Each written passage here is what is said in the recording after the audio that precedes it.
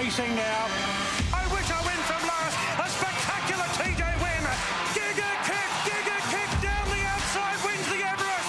Shinzo and Ryan Moore had drawn clear to win the Golden Slipper. With Tim Gilbert and Julie Snook, this is Racing Dreams. Oh, what a show we've got today. The weather is beautiful, Julie, and the show Spring is huge. in the air, which is weird because it's still winter. Yeah, last day of winter today, but I Good tell morning. You what, Racing Dreams is here in all its glory. Take a look. We sit down with champion trainer Joe Pride on the eve of the Spring Carnival. A familiar face returns to the ATC in a new role. We chat with Navesh Ramdani in just a moment. Oh, looking forward to seeing him. And Timmy takes a sneak peek into Michael Freedman's stable as what is shaping up to be a stellar spring for him and the team. Yeah, absolutely. He is one of the hot stables in Australia at the moment, Michael Freedman. Now, group racing returns to Rosehill Gardens this week for the San Domenico race day. And the head of racing and wagering at the Australian Turf Club, Navesh Ramdani, joins us now. Good morning, Navesh, and welcome back to Sydney. Good morning, Julie. Good morning, Tim. Yes, thank you very much. It's fantastic to be back, and especially to this gorgeous weather that we received in Sydney over the past couple of weeks. Yeah, absolutely. As we see the sprinklers come on behind you at the beautiful Rosehill Gardens. Now, of course, Navesh, you were at the ATC for a long time. You went to the Gold Coast Turf Club, and now you're back in this new role, an expanded, larger role for you. How are you settling in? Yeah, look, really good. It's been 3 months now, and I've settled really well into the role. Obviously, having a lot of experience and history with the Australian Turf Club has certainly helped me, to settle into the role really well, and lots of familiar faces, and I know the industry really well. So really good to be back, and really happy to be in this role. Now tell us, have they been doing a good job out there at the tracks? Have they been looking after your Rosehill Gardens and Randwick tracks up to your standards? Yeah, look, absolutely. The team has done a fantastic job in the couple of years that I've been away, and we've picked up again, and even further improvement to come, especially with weather as wonderful as we've seen over the past couple of weeks. It's certainly, picked up everything, the turf, the gardens, everything's looking fantastic. And as you'll see today, Rosehill Gardens presents in fantastic order for racing today. Now, group and feature racing is only going to build from here. A big race day, and it just builds and builds and builds. Navesh, give us a bit of a snapshot. Yeah, look, most definitely. I mean, today's San Domenico Stakes Day, and it's still early in the carnival, although we've had a Group 1, and you saw what a wonderful Winx Stakes we had run last weekend.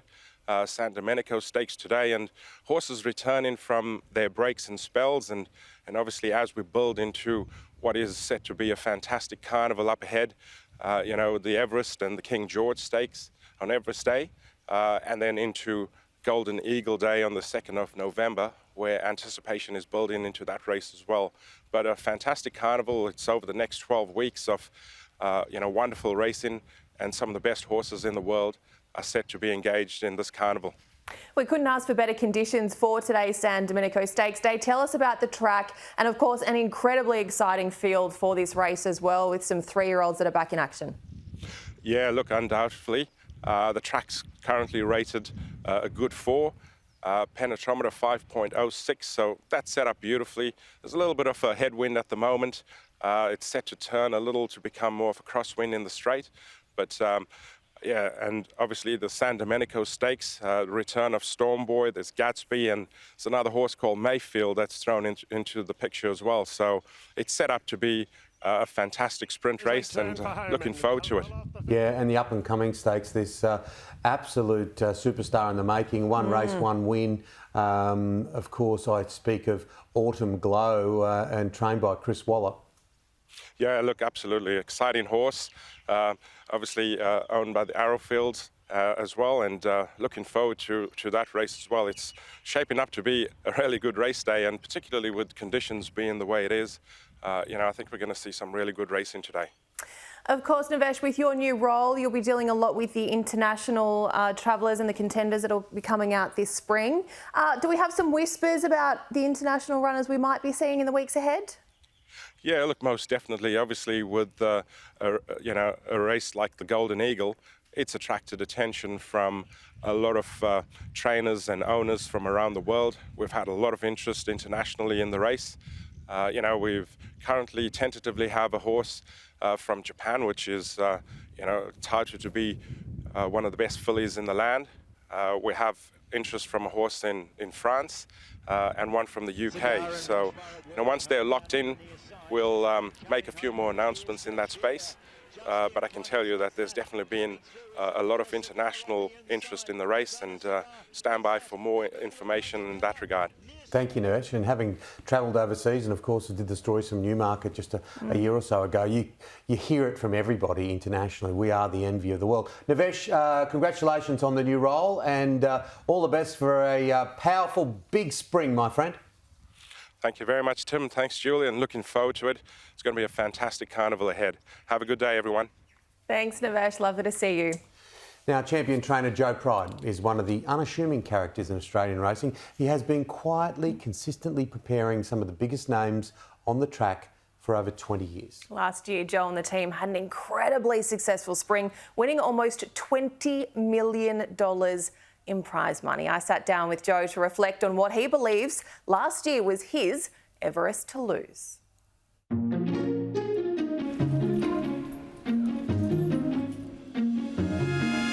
Joe, lovely to see you. Here we are on the eve of yet another spring. How's the team? Been good. A nice winter period where we got to give a few of them a break, which we do, and building up nicely. So similar to last year, the 2 star sprinters is the backbone of it all, but a really nice group of 4-year-olds coming through, some nice younger horses as well.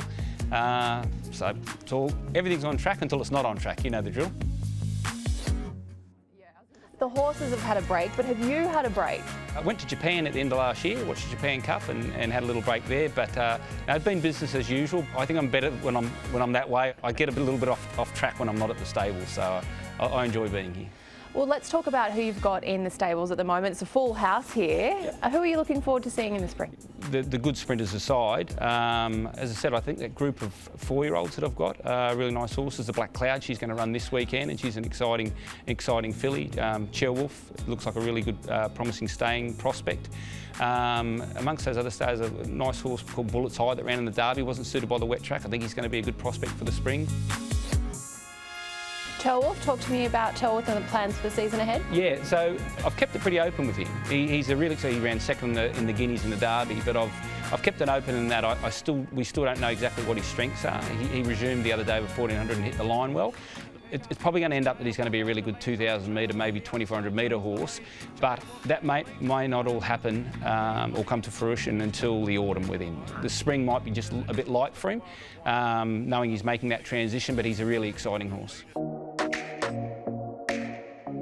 This time last year, it was an incredible season for you and the team. Something like 78 winners, $20 million in prize money. It was extraordinary. Have you had time to sit back and reflect on the season that was 2023? Yeah, of course. The prize money is probably the outstanding thing there, and we'd be hoping to, replicate that again this year. And we've got a team that could well do that. So we sort of set some goals at the start of each year, and 50 Metro winners will be the goal this year. I think we got to into the 40s there last year, and that's a realistic goal for a stable my size. There is so much hype around the Everest. Even though it's in its infancy, there is just such a huge build-up. As the reigning champion trainer, how was that experience for you last year? I've never been one of those reigning champion kind of guys. I sort of feel like I'm as good as my last runner. I sort of critique myself. So I'm not really resting on that one. It was nice to do it.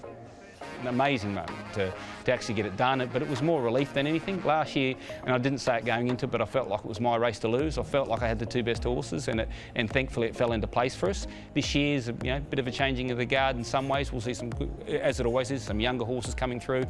But we'll be competitive. We'll be there again, given good luck, and it is an amazing race. It's incredible, not just through the prize money. It's just the hype and the build-up. It goes beyond the normal racing crowd and the coverage that it gets. And I think we've got something pretty special here that we've been building, as in the Everest, and to be part of it for the last 4 or 5 years is amazing.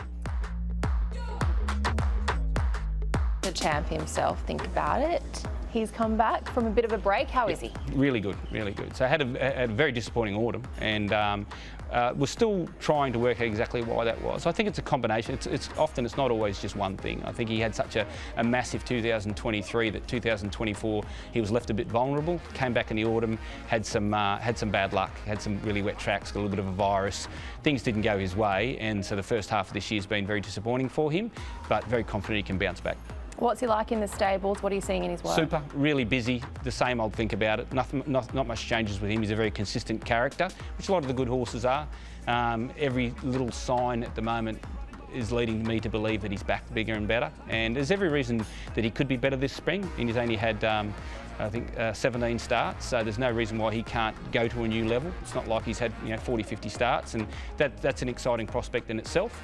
And yeah, we won't be showing him off early. He's going to have a couple of trials in September. Go to the Premier on Epsom Day, and 2 weeks into the Everest. All going well. It gets accepted and everything else, but gets taken up by slot holder. But everything is going at this stage really well to plan. What about his neighbour, Private Eye? How's he? Yeah, he lives next door, and they're happy being beside each other. A little bit of Bert and Ernie about them.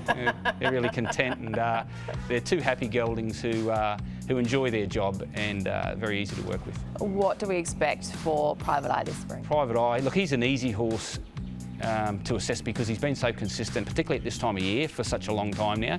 Every spring he comes up and he delivers. He's placed in the last 2 Everests. He's a carefree character with a massive amount of ability and just a top-class racehorse. He's a dream to train. It very much feels like the calm before the storm of the spring. What are you looking forward to the most in 2024? Just being in amongst it. There's nothing worse than a Saturday afternoon sitting on the lounge at home. I know Kylie despises me being home on a Saturday afternoon for good reason. You're not earning any money, are you? So I just love being there on those big days. And it's not just about my horse, it's just taking in the carnival. It's a game I grew up, fell in love with, and love seeing good racing, and being part of it takes it to the next level.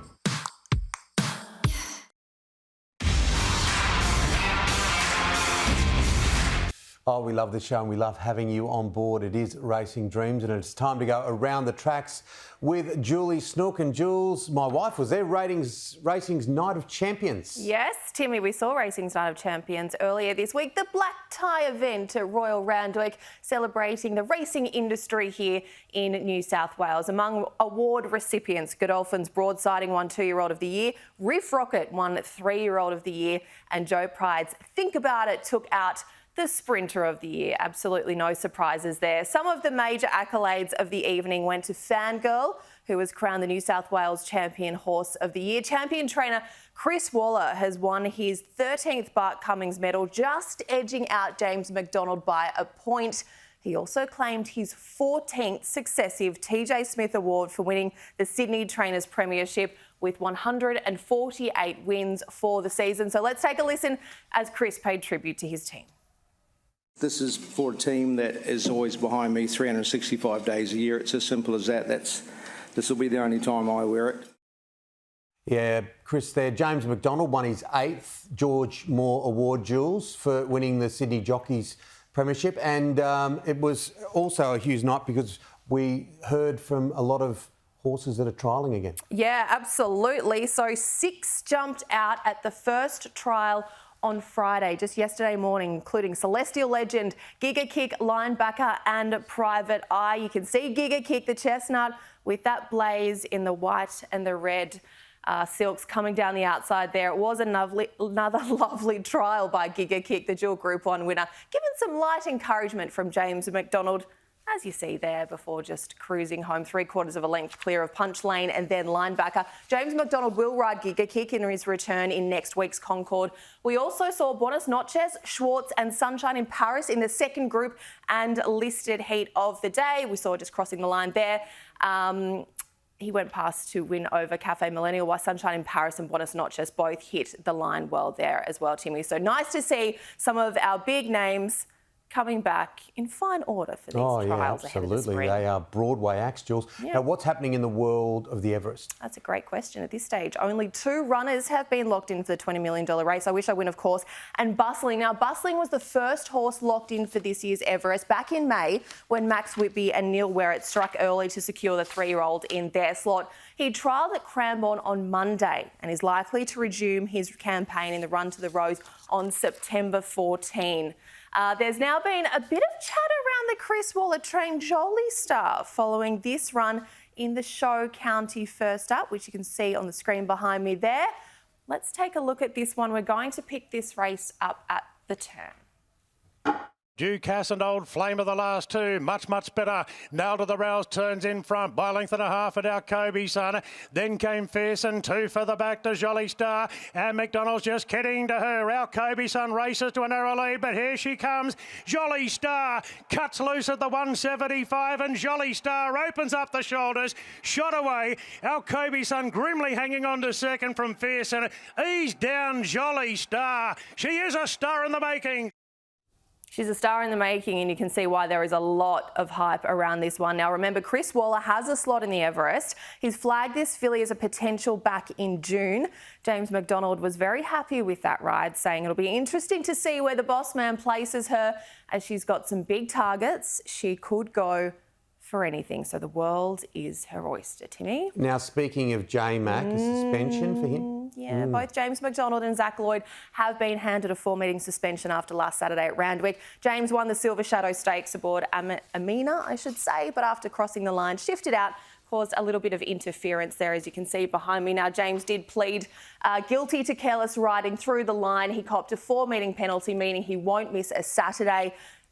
As you can see just there, that suspension will commence after today's San Domenico Stakes. Zach Lloyd also received a 4-meeting ban for causing interference in the opening race of the day last Saturday. He also pleaded guilty and will be back at Randwick next week. Of course, a big day of racing in Victoria too. Oh, looking forward to this. Group 1 racing returns to Melbourne today with eyes firmly on the Memsie Stakes, which is a weight for age contest over the 1400 metres at Caulfield. Now, previous winners of this race include the great Far Lap, Sunline, Makybe Diva, Miss Finland, and So You Think. Kieran Maher's Pride of Jenny is a favourite with punters after that extraordinary run in the Queen Elizabeth in the autumn. Now, just for fun, any chance to run this race again, let's watch back over the run of the century. This is unbelievable. Pride of Jenny about 30 lengths in front in the Queen Elizabeth Stakes.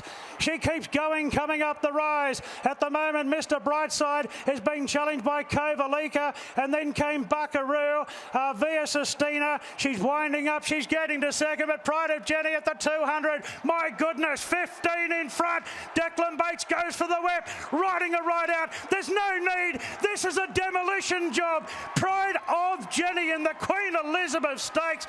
My oh my. My oh my, it's still hard to believe that run. Now today she jumps from gate 7, while Mr. Brightside, who finished 3rd in the Queen Elizabeth and won last year's Memsie, jumps from gate 4. It is a small but very mighty field, Timmy. It is going to be fascinating to see how this one plays out down in Victoria today. Absolutely, Jules. You have officially gone around the tracks. Thank you. I'm done. All right, now a great run by Manal last Saturday to find a place first up in the Silver Shadow Stakes. Michael Freedman has a very big opinion of her, of course, and he also has a big view of another horse, a 3/4 sister to the mighty mare Winks. Red light on, your odds-on favourite, Wings of Desire, barrier 1. They're off and racing now, and she bounded out pretty well. Off the inside did Wings of Desire. Wings of Desire in front, up the country, chipping away. Wings of Desire hanging on though. She's gripping on her sister, 133 straight. She's 1-2 straight. Wings of Desire by 3/4 up the country. Wings of Desire on the outside, Britain Scandal, Osbred Mimosa, our little star. Wings of Desire got to the lead. Wings of Desire, nice win on debut. Wings of Desire, 3/4 sister to Winks, 2 wins in a row. Lots of promise there, Michael. Yeah, she's a big girl, so it took a while to get her to the races, but she certainly did a good job those first 2 starts. Probably over, relatively unsuitable distances. She's bred to get a bit further, so she's just had a bit of a freshen up for a couple of weeks, and we'll aim for a couple of nice races through the spring, hopefully. But I'm probably more excited about what she might be able to do in the autumn. The breeding's there. Absolutely, yeah. I'm very fortunate to have stock with that sort of pedigree in the stable, so if she could be even a tenth as good as her 3/4 sister, it'd be pretty exciting. Winks moves up on the outside of Happy Clapper. Still flying home, but Wings of Desire. Nice win on debut. Now, talking about talented female horses, this is Manal right here, placed on Saturday. Look, it was first up, weights weren't in her favour, but boy, she ran well. Then came Manal position on the outside of... She really did. I sort of only realised, I think at the week of, the history of that race with only one horse in 15 years that's carried the weight to win. So, look, I was really proud of her. She was a little bit above herself, so even in the yard before the race, she was a bit more jazzed up than normal, which sort of suggested to me that the run would, whatever she did, would bring her on a lot. And she ran really well, pulled up having a good blow, so I'm sure that'll bring her on a lot and hopefully set her up for a good spring. Amina lunges and got up to win it. Knocked off Silmarillion and Manal. The Princess Series? That's the idea, yeah. So this stage, the Furious Stakes, which is set weights in a couple of weeks' time, and then into the T-Rose over 14, which I think sort of sets up as probably her pet distance. So, hopefully she can go on from here. Ready to go. And they're racing. What about Communist?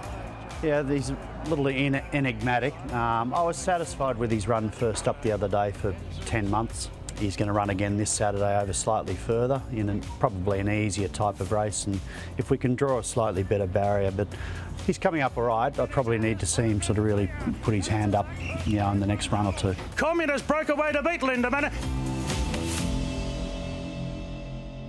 Kamachi clinging on from Commemorative and Kamachi and Neck to Commemorative and Mumbai Muse. Then Good run by Mumbai Muse on Saturday to place. Super. She only got beaten by a very narrow margin against a good quality mares race, and probably ended up slightly over on the inside of that division, where I know Via Sistina won from there, but she was probably the only one all day to do it, so it seemed to be the further out you could get, the better. So I thought, to go down by a very narrow margin first up was a great run. Where do you think she could go? Probably at this stage she goes to the Shirako in 3 weeks' time, and then we'll just sort of say, I'd love to try and stretch her out to 1400 this prep if we could, because if that was the case, it opens up a lot of other sort of options for her. What about Ducasse? Ducasse in front by a length. Possibly an Epsom, a Metrop? Yeah, I think the Epsom. He won the Carbine Club over a mile here in the autumn. He got a long way back there on Saturday. He over-raced a bit too, which didn't help matters much. But if he can sort of regain that autumn form where he won the Carbine Club, he could potentially be a lightweight Epsom horse, or if he really came up, you could dream a bit bigger and look at a Golden Eagle for him. It's Ducasse in front though, and Ducasse will beat Tannhauser. Moravia, quite lightly raced. He's loaded with talent. He had to be gelded because he sort of had his mind on other things, and he had a 2-run prep up in Brisbane on wet tracks that was just a bit of a waste of time in the end. But he wintered up there. I think he's come back in really good order. He's had 2 good solid trials. The plan is to run him first up on Saturday, and then if he can sort of race up to the potential that he shows, there's a good race in him. 1, 2, 3. And I've got a little one with you, a little share with a Fierce Impact colt. Yeah, lovely colt, purchased at Magic Millions. He's actually just gone out this morning, so you just missed him. No, lovely horse, he just needs a bit of time. He's not going to be pre-Christmas, so he'll be enjoying the next sort of 4 or 5 weeks in the paddock and sort of maturing a bit, and look forward to getting him back in after that. This has been a part of your life since you were in school uniforms. Do you love it as much as you always did? Yeah, I do. I like keeping it small. you know, this is sort of 50 odd horses is plenty for me to train. I enjoy that many. I don't think I'd enjoy it if there was having to keep control or keep track of more than that. But no, I do. It's been my life since I was a kid, so you know, the worst place to do it than here in Sydney. Yeah, and she had an amazing autumn, didn't she, as a 2-year-old? Yeah, she did. Manal going to traffic warden, they're wide apart. She did. She was a bit stiff, I think, in the slipper from a bad barrow, winning the size. So she's a beauty.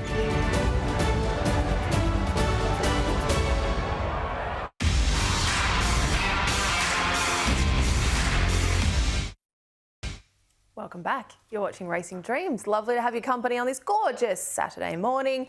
As we know, change is a constant thing in the racing industry. After 10 years working together, the father and son combination of Peter and Paul Snowden has now ended. Yes, Jules, all good things must come to an end at some point.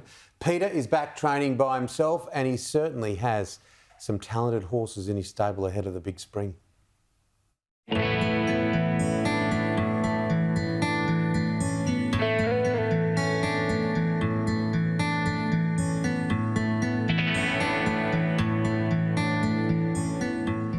Peter Snowden, quite appropriate, we're talking today. It's a beautiful blue sky day in Sydney. An exciting spring ahead for you.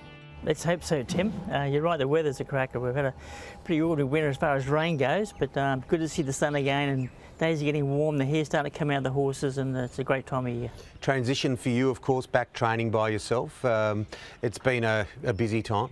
Yeah, it certainly has, and yeah, Paul's gone out on his own now and got his own little business up and running, and will be shortly, and certainly looking forward to see how he goes, and we'll be supporting him 100%. But no, I'm on my own again now, and a bit like old times to a degree, but I still enjoy what I do, and I'll probably bring the numbers back a wee bit more just to suit myself. But as I say, happy with what we're doing, and certainly happy with the team we're taking into the spring. Good battle for the Miners. High Octane Late Be Clear Proof. Gatsby's E down, different class. Be Clear Proof. High Octane third. Absolutely. Well, High Octane is he's in here somewhere. There he is. A very exciting proposition. A 3-year-old colt, one of the many good 3-year-olds you've got at the moment. Thinking run to the Rose here? Yeah, look, he's very lightly raced. He only had 3 runs as a 2-year-old, and all 3 runs were very good. Went Shinsaw on the Blue Diamond, never raced again, but had his first run back in the last Saturday week, and he ran in the Rosebud and ran very, very well. He's looking for further. That being 1,100 metres, he runs probably trials on Friday. Has one more run coming up the following Saturday, and then possibly all being well, we'll head towards the Golden Rose with him. Yeah, okay. And just next door is another very exciting 3-year-old, Media World, and Media World's racing today as this show goes to air. Yeah, look, he's a really nice horse. Only lightly raced last time in. His last win, he won the 2-year-old feature race during the Hawkesbury Cup Carnival, and that's always a very, very good race. Media World still bobbing in front here. Monty VB's getting off its heels and running on strongly.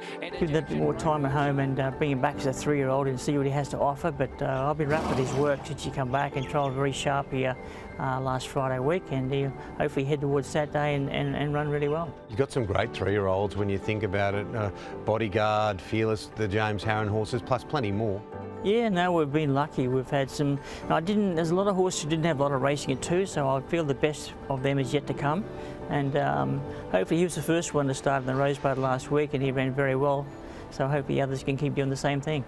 And drifting, this is extra concentration on drifting because it's very much family owned, and she had a good win the other day. Yeah, no, she's very good. She's only lightly raced herself. She only had 4 starts and won 3 of them last preparation, and kicked off with a win in the Quizette last Saturday. So talented filly. She'll come back to Sydney and run the Furies a couple of weeks' time, but she's already stamped herself as a quality filly. There's good residual value in her now, and looking forward to see what else we can build on. Well clear from the rest, and Wethall lands good bets, a big odds across the line. That was a big win in the end. This 7-year-old gelding, it's been heavy conditions today with a rails hugging ride. So Huchar, this guy, remarkable. Got him from overseas. Came in as a low benchmark horse. 3 Group 1s now. A couple of Doomben Cups. Yeah, he's been a very handy horse for us. Our first purchase from overseas, and we didn't pay much for him. he's had his little ups and downs too. He's had a few little issues with eye problems and whatnot, but look, he's been a good stalwart for the stable, and another good campaign last preparation. And this prep, we're hoping to get into the Metropolitan, and who knows where he goes from there. But 2400 is something we haven't tried him at yet, but we will definitely try him over 2400 this time through. You think it's got it? I think so. He's getting a more seasoned horse now. He's got a wicked turn of foot in those staying type races, so no, looking forward to getting him out and trip.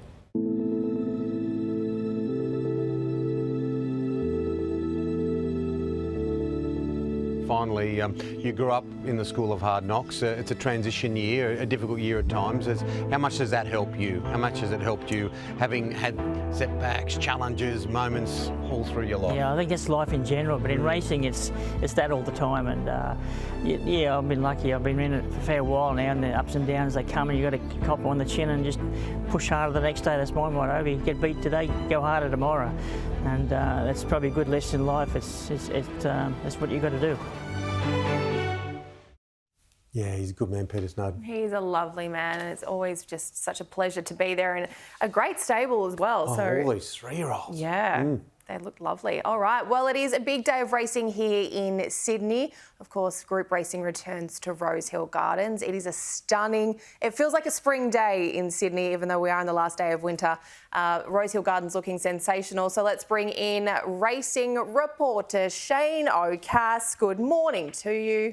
Good morning, Julie. Good morning, Tim. That is actually a still behind me because of the weather outside. There's no clouds in the sky, as you said. It's absolutely beautiful. The track should be fantastic, and what a day of racing we've got at Rosehill. It really could stamp some races coming up during the rest of the carnival. I can't wait. Yes, Storm Boy back, the Golden Slipper winner. Yeah, I don't think. Well, not the Golden Slipper winner, of course, but of course the Magic Millions winner. The Magic Millions. Yeah, I don't think I can remember a horse, Tim and Julie, that's been talked about or written about so much than Storm Boy. You know, before Winks, that is, because obviously he's a very high-profile horse with the price tag. He changed hands for $20 million. He was once valued at 60 if he could have won the Triple Crown, which of course he didn't.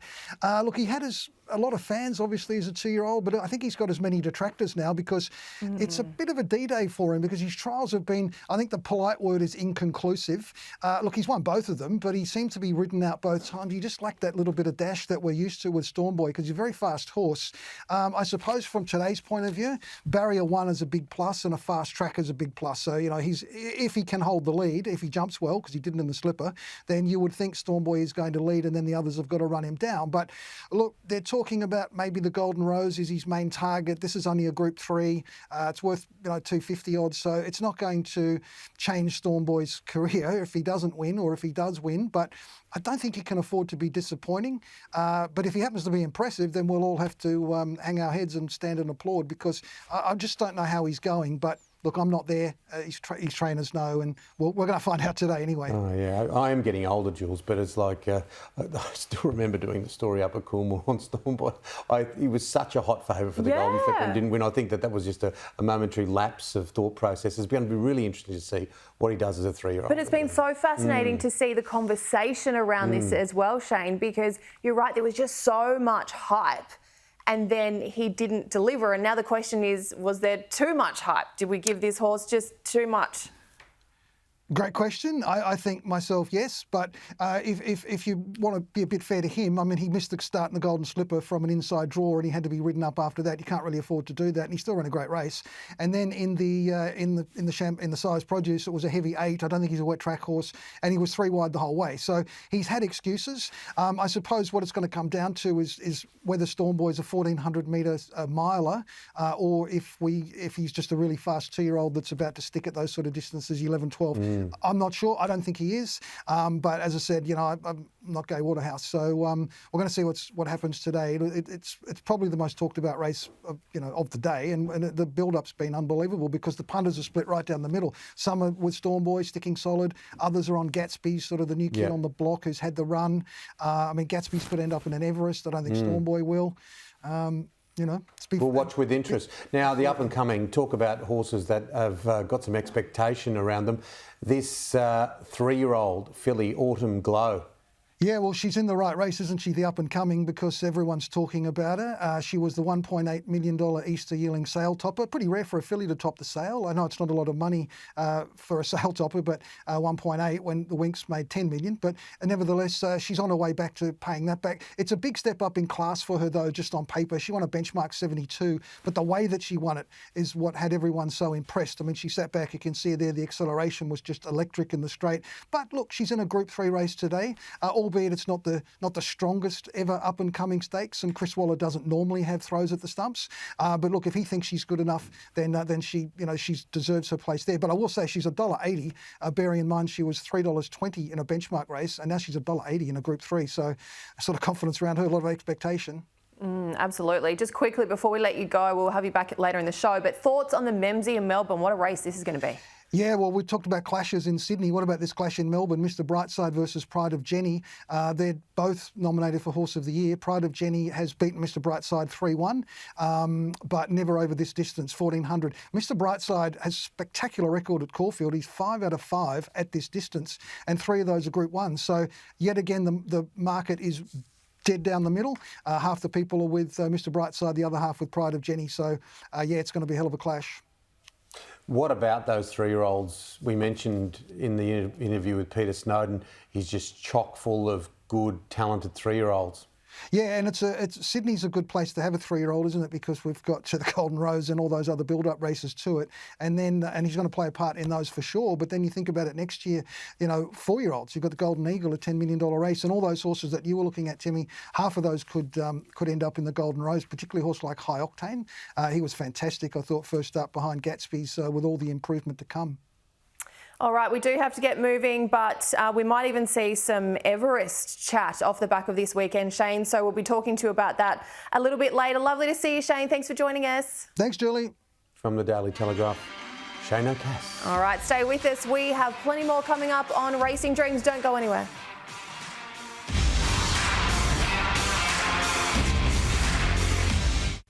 Welcome back. You're watching Racing Dreams. Our next guest, I think it's safe to say, is Canberra royalty. His former Raiders captain, played 300 matches for the mighty Green Machine, and he's already winning out a big tipping competition. Well, as a former broadcaster on Hits and Memories 2GN, probably before Jared was born, his surname synonymous with the Southern Highlands. Jared Croker, how are you, buddy? Going well, thanks, guys. How are you? Very well. We are well. Lovely to see you, Jared. Lovely to have you winning our tipping comp already, but we'll talk to you about that in a minute. How's life? How's life in the nation's capital? How's life in the coaching ranks? Yeah, don't worry, that tipping won't last long, but yeah, it's going really good. I'm actually in here at Raiders HQ at the moment. The boys have got captain's run soon, and yeah, I was actually meant to be on a little bit earlier, and I had to move things around because I don't know about you guys, but I was in a meeting with the team and obviously run by Ricky Stewart, and I wasn't game enough to get out and leave that to do a phone interview. So I apologise for being a bit late, but yeah, it's going really good. Last thing you want to do is cop a spray from Ricky as part of the coaching staff. I copped enough of them as a player. I don't need them as a coach, but yeah, good, going really well. I'm really loving being a part of the club still, being around it all, and still being around the boys as well. More importantly, it's it's been an up and down year for the boys, but look, we're still in the hunt, and looking forward to tomorrow. Yeah, of course, big clash with the Roosters tomorrow. They are technically still alive. That was a really strong win over Penrith last week at home. It'll be a tougher assignment, I think, tomorrow away against the Roosters, but we'll wait and see. They played with great character last week. Now, you've been into thoroughbred and harness racing for years, haven't you? Tell us about it. I have, mate. Yeah, for me, it's like anything with, same with footy and sport. As a little kid, I remember Dad going down to the pub on a Saturday afternoon, having a punt with his mates, and they're childhood memories for me. And then all of a sudden, it was I'm getting into my teenage years, and just got involved and loved it. And in like you said, thoroughbred and harness racing, and very lucky with the harness. I've owned a lot of horses, a lot of trotters, and become really good mates with Brad Hewitt at a young age. And we've had some pretty good luck with a lot of horses in the syndicate, and got a lot of family and friends involved. And we've come as far as we've got one in the Eureka next Saturday night. So look, it's been a really good journey, and I love the horses. Always enjoyed following them, and it's what better time of year than the spring coming up as well. And you've got some fans and some mates, the likes of Tommy Berry. He loves his Raiders. I've converted him. He used to be a Dogs fan. I've converted him over to a Ray. He bleeds great. Yeah, years ago. We've been good mates for probably 7 or 8, 9 years now, Tommy and I. And he's definitely a Raiders fan. Look, he's such a good bloke. Our families have become really close. As much as he bags out Canberra itself, he does love coming down here and loves the Raiders. And yeah, he's in for a big spring as well. I know he's been working really hard. Had a little bit of a break and went over to the boot camp over in Thailand, and he's back fitter than ever and ready for a big spring as well. Oh, I don't know how you can bag Canberra. I love it. I love great the restaurants in Canberra. Yeah, 86 best restaurant in the country. It is my favourite. Golf courses. The banoffee pie. 50 metres up. Yeah, the banoffee. It's about 50 metres up the road from here. We're there once a week. The banoffee pie is the best dessert in the country. Oh, yeah. It is. Sorry, we're getting told to stop talking about desserts and let's talk about tipping. All right, so of course we do have you in our tipping comp, but we also have this gentleman to my left, Racing New South Wales, Mark Brassel. Welcome back. Thank you. I actually didn't recognise Jared without the headgear. Yes, That's him. without kicking goals. How did you go in the first week? I think we all need hearing aids. I don't think we heard the starter say go, because not one of us actually tipped the winner, did they? Oh, Julie did. No. Ran We third. thought I had, but we were looking at the wrong stats. So The results. there was the wrong results. Oh, No. So let's have a look at who we're going with this week. We might start with you, Mark, if we could. Who is your... I'm going back to my little dairy farmer's girl. Remember her with the splash of milk yes. on her face, sequestered? Race 2 at Rosehill. Gee, I reckon this is the right race for her. She's, I think we're going to pick him up here. You won't really see her till late. You'll see her buried in the pack, big baldy face in the blue colours. She gets going late. Today, barrier 3, Natural Willer. She goes from the 1,400 metres here to the 15 today. I think this is just the perfect race for us. So I think we'll be getting the custard today. Yeah, well, I think that another horse that will win today, and of course so much expectation around Autumn Glow, but Chris Waller has a huge opinion of this horse. John Massara and the Arrowfield team, a huge opinion. Watch her here in the Arrowfield colours. Autumn Glow, I think that she is an absolute superstar in the making. The price, reflects that. She's $1.80, and You're going out on a limb again, eh? gone for another long shot. He's a risk taker, our Timmy. Autumn Glow. Well, you got it rolled last week. Well, this week I've gone the San Domenico and I've gone Gatsby's. Obviously, we saw what he did in the Rosebud last start. I think this is going to be his day, and there we go. Look at that nice little finish across the line there. So I'm with Gatsby's. I haven't taken much of a risk here today either, but I'm very excited about this one. Jared, who have you gone with this week? Well, I'll tell you one thing. Yeah, it's pays to get in early because I actually love all three of them tips, and I probably would have picked one of them three as well, but I missed the boat, so I can't be tipping the same horses. I think I've gone with Headwall in the last, trained by Matty Smith. It's a nice little horse, and like I said, I sort of missed the boat with a few of the early ones that I think will win, Autumn Glow and Gatsby, and I do think it's sequestered today as well, but we don't want to be tipping the same horses, so we'll go with Headwall in the last. It does pay to get early in this competition, get in early. We've all learned the hard way. Let's take a look at how everyone is placed this week. Kirsten Duke from Sky Racing, she's gone with race 1, number 3 at Kembla Grange today. We've got Julianne Horseman from Kembla Grange Racecourse, and she's gone with Artful Persuasion. Race 3, number 4 at Kembla as well. Who else have we got there, Timmy? Shano's gone Arts, race 1, number 3, if you haven't already said it, at Rosehill Gardens. And I think you've nailed that. And Nick has gone Like a Model. He's gone out to Moree. I love Moree. Good golf course up there while talking about golf. Race 8, number 5 at Moree. Let's have a look at the leaderboard. I don't really want to, but I don't really want to. It's early. So there we go. It's early days. Jared's on 2. Tim and I are on 1. Do we get 1 for a place? We've changed the system. Oh, so I like that. 3-2-1 system, I think. What do you think of that, Mr. Brassel? Today's the day. Oh, we'll all start firing. Don't worry. Long way to go. Threes everywhere today. Long way to go. Threes everywhere. Threes everywhere. It's a long spring, let's be honest. It's a marathon, not a sprint. We've got to take our time. You learnt the hard way last year not to come last. Absolutely. I'm not doing that again. I'll give you the tip. Yeah, we were mucking stables. I went out in sympathy with my good friend Mark Brassel. Now, Jared, we've got a little bit of time. What about the Roosters? I mean, it's all on, isn't it? It's either you win tomorrow or you head to Bali on your end of season trip. Funny you say that. My wife just flew back in from Bali this morning. But Smart woman.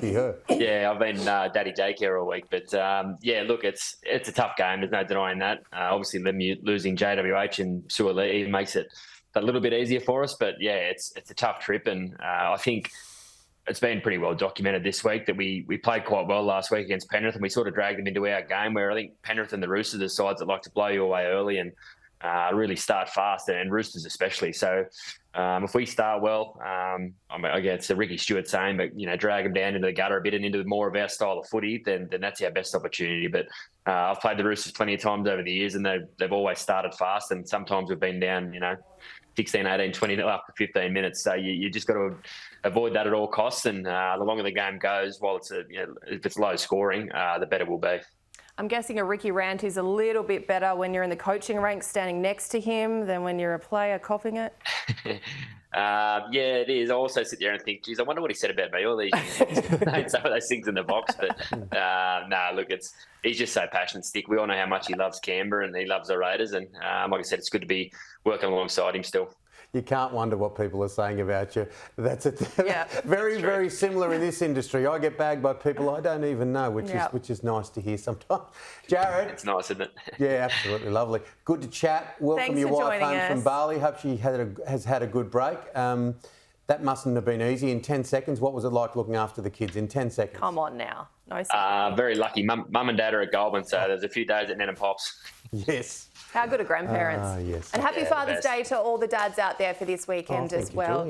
All the dads, all you gents on the show, happy Father's Day to the grandfathers, to all the people that play the role of fathers. Happy Father's Day. Oh, thank you, Julie. And that is it. That's the program for today. Thank you to our great sponsors, Racing New South Wales and Arrowfield. And we'll see you next week. Can't wait. A great day of racing ahead of us. Same time.